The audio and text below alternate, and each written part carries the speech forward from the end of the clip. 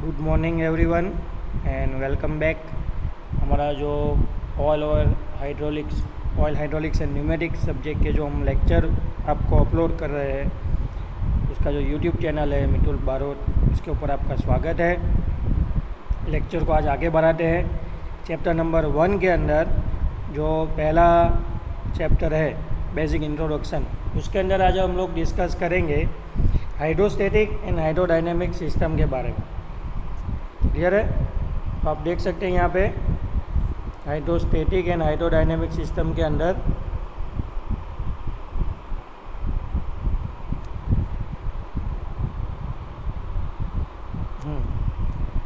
तो hydrostatic and hydrodynamic system, तो आप स्टैटिक्स एंड डायनेमिक्स के कंसेप्ट फ्लूइड पावर इंजीनियरिंग के अंदर पढ़े होंगे। तो वही जो कुछ बेसिक फंडामेंटल्स है स्टैटिक्स एंड डायनेमिक्स के, तो यहाँ पे भी एप्लीकेबल होंगे। जैसा कि आप लोग देख सकते हैं यहाँ पे hydrostatic system use fluid pressure to transmit the power. जो हाइड्रोस्टैटिक सिस्टम है वो क्या यूज़ करेगा, तो कि सिस्टम के अंदर जो भी हमने फ्लूइड रखा होगा उसका जो प्रेशर होता है उसको यूटिलाइज़ करेगा, यूज़ करेगा टू ट्रांसमिट द पावर। अगर आपको पावर को ट्रांसमिट करना है तो हाइड्रोस्टैटिक सिस्टम के अंदर जो भी फ्लूइड होगा उसका प्रेशर, फ्लूइड का जो प्रेशर होता है, प्रेशराइज जो फ्लूइड होता है, उसको हम लोग यूज़ करेंगे पावर ट्रांसमिशन के लिए। Hydrostatic deals with the machines of steel fluid and use the theory of equilibrium condition in fluid. जिसके अंदर ये जो हाइड्रोस्टैटिक मशीन होगा, जो मैकेनिज़्म होगी, उसके अंदर हम लोग जो स्टील फ्लूइड, मतलब जो फ्लूइड स्टेशनरी रहते हैं, एक जगह पे रुके हुए रहते हैं, स्टेशनरी स्टील उसके कंसेप्ट को यूज़ करेंगे। और उसके साथ साथ जो इक्विलिब्रियम थियरी है फ्लूइड का, उसको यूज़ करेंगे। The system create high pressure and through a transmission line and control element, this pressure drives and activator. जैसे कि एक ट्रांसफर लाइन होगा जिसके अंदर आपने लिक्विड भर के रखा है, यहाँ पे एक्टिवेटर होंगे, सिलेंडर प्लंजर वाला अरेंजमेंट, ठीक है। यहाँ पे हाइड्रोलिक फ्लूइड है,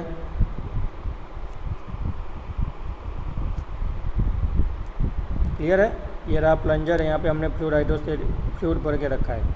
अब इस प्लंजर को जब मैं कंप्रेस करूँगा, धक्का दूंगा राइट साइड पे, ये जो कोई भी लिक्विड है चैनल के अंदर वो प्रेशराइज होगा और राइट वर्ड यानी कि राइट डायरेक्शन में क्या करेगा, पावर को या फिर मोशन को या फिर एनर्जी को ट्रांसफ़र करेगा। तो ये वाला जो पोर्शन है इसको हम लोग बोलते हैं एक्टिवेटर, ओके। और ये बीच में जो है पाइपिंग सिस्टम, इसको हम लोग बोलते हैं ट्रांसमिशन लाइन।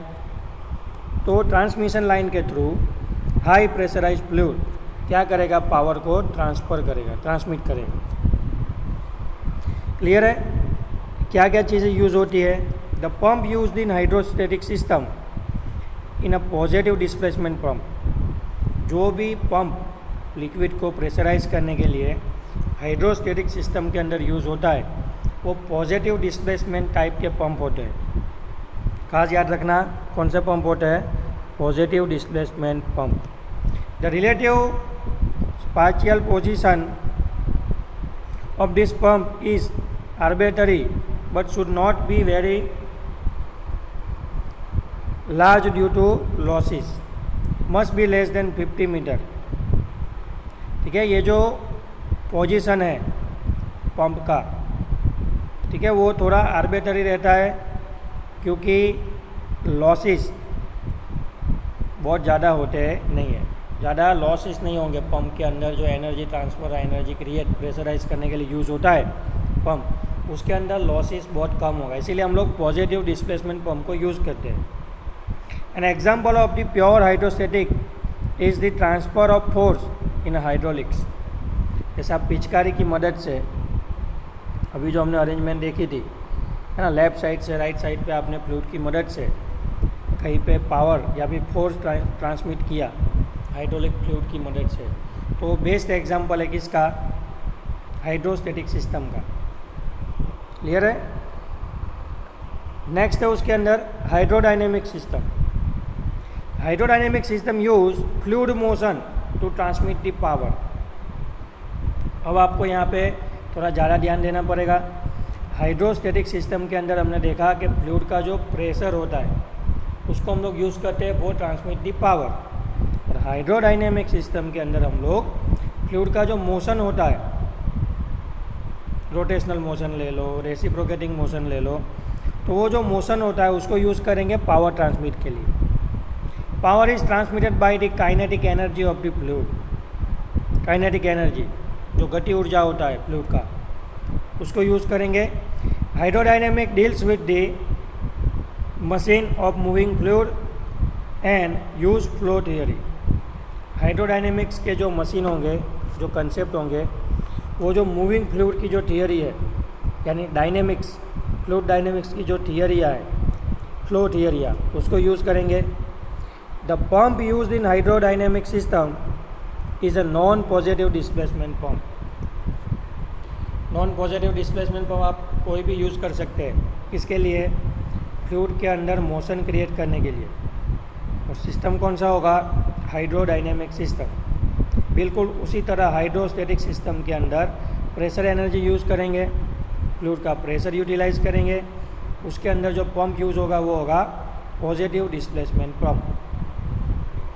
ओके, दोनों अलग चीज़ें, खास ध्यान रखना है, बारीक डिफरेंस दिया गया है यहाँ पे। आगे है the relative partial position of the prime mover, for example turbine is fix. अब ये प्राइम मूवर वाला कंसेप्ट भी आपको मालूम होना चाहिए। प्राइम मूवर का मतलब होता है जो प्राइमरीली पहले खुद अपने अंदर एनर्जी जनरेट करेगा। For example motor electricity use करेगी, खुद घूमेगी और उसके साथ जो भी शाफ्ट के साथ कनेक्ट होगा उसको मोशन देंगी। ठीक है, बिल्कुल उसी तरह जो टरबाइन होते हैं, जो स्टीम टरबाइन होते हैं, हाइड्रोलिक टरबाइन होते हैं, गैस टरबाइन होते हैं, वो क्या करते हैं? किसी फॉर्म में जो एनर्जी आती है उसको यूज़ करते हैं और खुद क्या करते हैं? घूमते हैं। घूमने से क्या होगा? Rotational energy, rotational motion create होगा, जिसकी मदद से शाफ्ट घूमेगा, शाफ्ट की मदद से मोटर घूमेगी, मशीन घूमेंगे। क्लियर? तो जो पोजीशन होती है प्राइम मूवर की वो फिक्स होती है। उसको एक जगह पे फिक्स कर देना है, वो घूमेगा और वहाँ से एनर्जी जनरेट होगी। An example of pure hydrodynamic is the conversion of flow energy in a turbine in hydrostatic power plant. आपको बेस्ट एग्जाम्पल अगर समझना है हाइड्रोडायनेमिक सिस्टम का, तो वो है हाइड्रो इलेक्ट्रिक पावर प्लांट के अंदर लगा हुआ टरबाइन, जहाँ पे टरबाइन होता है,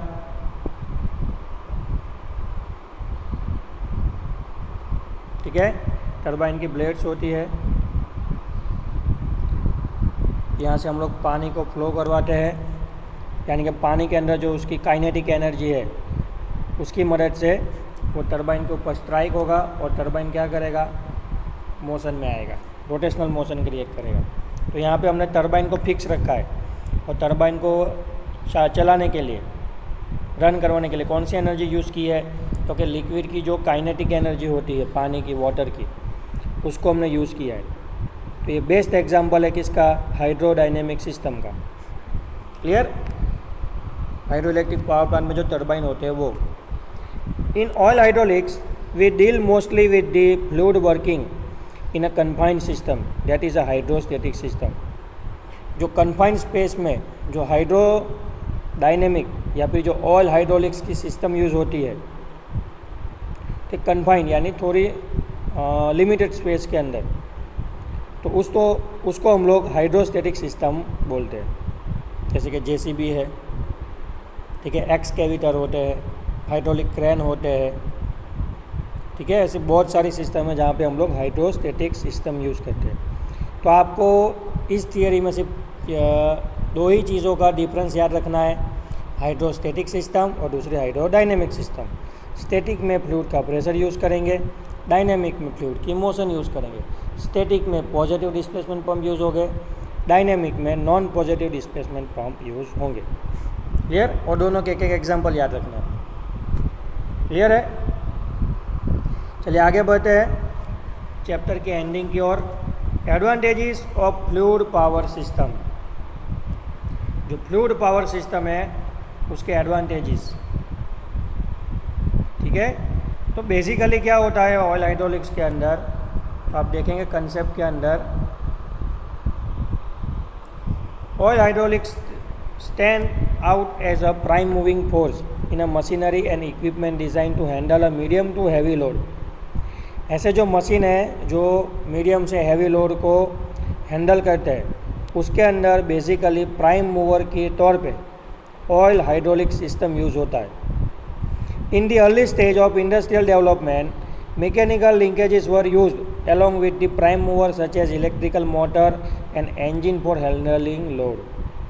सालों पहले जब हाइड्रोलिक्स नहीं था तब मैकेनिकल के जो लिंकेजेस है, मैकेनिकल के जो कंसेप्ट है वो यूज़ होते थे इलेक्ट्रिक मोटर से, और जो इंटरनल कंबशन इंजन होता है, स्टीम इंजन आते थे, उससे पावर को ट्रांसमिट करके लोड को हैंडलिंग करने के लिए मैकेनिकल सिस्टम यूज़ होती थी। For example belt drive, chain drive, gears, ठीक है, क्लचेस, फ्रिक्शन प्लेट।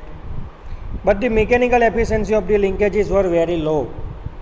सबको मालूम है बेल्ट ड्राइव, चेन ड्राइव, सबके अंदर कितना प्रॉब्लम होता है। गियर के अंदर जो पावर लॉसेस होते हैं, एनर्जी की लॉसेस होती है, मोशन का ट्रांसमिशन में जो लॉसेस होते हैं, और उसकी वजह से कई बार ऐसा होता था कि भाई क्रिटिकल कंडीशन के अंदर अगर आपको हैवी लोड लिफ्ट करना होगा तो वहाँ पे उसकी लिमिटेशन आ जाती थी। तो वो जो चीज़ें हैं वो किसने सॉल्व की है, क्योंकि उसके जो भी एडवांटेजेस थे वो पावर टेक्नोलॉजी यानी कि fluid power technology, fluid power engineering और associated electronics and control, electronic and communication, electrical system, electronics यानी कंट्रोलिंग सिस्टम और फ्लूइड पावर टेक्नोलॉजी, तीनों को कंबाइन करके एक नई जो ब्रांच, एक नया जो कंसेप्ट सामने आया वो है फ्लूइड पावर इंजीनियरिंग। और वो हैवी लोड को लिफ्ट करने के लिए, है ना, लिमिटेशन के बाहर के जो काम होते हैं उसको करने के लिए हम लोग सभी जगह पे अभी इंडस्ट्री के अंदर फ्लूइड पावर इंजीनियरिंग यानी कि फ्लूइड पावर सिस्टम को ही यूज़ करते हैं। क्लियर है? तो इसी टॉपिक के अंदर हमको देखने हैं उसके एडवांटेजेस कि भाई क्या क्या फ़ायदे होते हैं फ्लूइड पावर इंजीनियरिंग के। ठीक है, तो फ़ायदे की बात करेंगे तो सबसे पहले आपको एडवांटेजेस देखने से पहले आपको बेसिक ये पता होना चाहिए कि अगर मैकेनिकल जो लिंकेजेस थी जैसे कि belt, chain, gear, friction plate, उसकी मदद से अगर हम लोग पावर ट्रांसमिट करते थे हैवी मशीनरी के अंदर, उसको हम लोग यूज़ करते थे तो क्या प्रॉब्लम आते थे, क्या क्या वहाँ पे दिक्कतें आती थी। तो आपको मालूम होगा कि अगर बेल्ट ड्राई होगा तो स्लिप हो जाते थे बेल्ट, ठीक है, कुछ समय बाद बेल्ट वॉर्न आउट हो जाते थे, घिस जाते थे, तो उसको रिप्लेस करने का खर्चा होता था। क्लियर है? फिर अगर चेन ड्राइव यूज़ करेंगे तो थोड़ा नॉइजी ऑपरेशन हो जाता था। गियर यूज़ करेंगे तो गियर के अंदर बैकलेस, गियर जाम हो जाने के, ओके, उसका जो मेंटेनेंस होता है, उसका जो लुब्रिकेटिंग करने का जो इंटरवल होता है, तो वो सब कैसा हो जाता था, थोड़ा रनिंग कॉस्ट उसका बढ़ जाता था। तो वो सारे प्रॉब्लम कहाँ पे सॉल्व होंगे, यहाँ पे फ्लूइड पावर सिस्टम के अंदर। दूसरा क्या होता है कि जो एक मैन्युफैक्चरिंग होता है यानी कि उसको परचेस करने का खर्चा होता है। दूसरा होता है उसका रनिंग कॉस्ट, ठीक है। तीसरी होती है उसका हैंडलिंग यानी कि जो कंट्रोल करने का जो तरीका होता है। तो वो सारी चीज़ें यहाँ पे जो पहले प्रॉब्लम आ रहा था कन्वेंशनल कंट्रोल के अंदर, वो सब पावर इलेक्ट्रॉनिक्स और फ्लूइड पावर टेक्नोलॉजी उसको कंबाइन करके जो ब्रांच हमने डिज़ाइन की है ऑयल हाइड्रोलिक और न्यूमेटिक्स, उसके अंदर ये चीज़ें सॉल्व हो जाए। तो आज के लेक्चर में यहाँ तक रखते हैं। नेक्स्ट लेक्चर में हम बनाएंगे, इसी टॉपिक को कंटिन्यू करेंगे, advantages of fluid power system. तब तक आप जो भी चीज़ें यहाँ से बोली जा रही है उसको खास अपनी क्लास नोट में नोट डाउन कीजिए, ठीक है। और चैनल जहाँ से आपको लेक्चर भेजा जा रहा है यूट्यूब मितुल बारोट, उसको सब्सक्राइब कीजिए ताकि डेली लेक्चर के अपडेट्स आपको टाइम टू टाइम मिलते रहे। Thank you so much. Next lecture में डिस्कस करेंगे इसी चीज़ को, इसी टॉपिक को आगे बढ़ाएंगे और ट्राई करेंगे कि चैप्टर नंबर 1 जल्द से जल्द ओवर हो जाए। Okay, thank you so much.